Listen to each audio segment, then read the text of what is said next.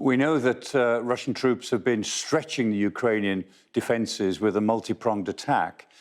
The British Ministry of Defence Information in the MOD, have produced some estimates of where they think the forces are, and they confirm more or less what we've been saying, that forces in Crimea have moved north and eastwards, that forces from Belarus have moved towards Kyiv and are in the north of Kyiv, but forces up in the northwest have not done as well and seem to have been held, particularly at a place like Chernihiv.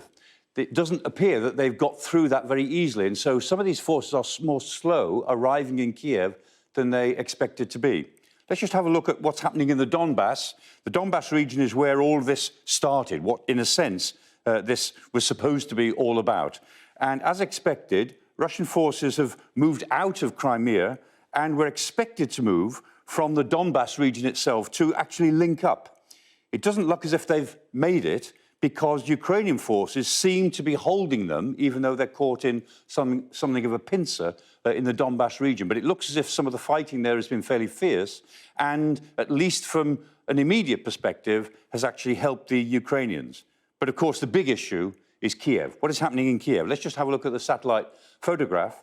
In Kyiv, we know that Russian forces have effectively arrived in the northern part of the city. They are in the Oblon district, on the edge of it, and one would expect them to be able to move in if they wanted to. We also know that Russian forces have arrived in the west of the city. There is no sign yet that Russian forces have made it in similar situations in the east or the south of the city, maybe because they haven't been able to get there as quickly as was expected. We also know that there have been fights at the Hostomel airfield and some conflict at the Borispil airport.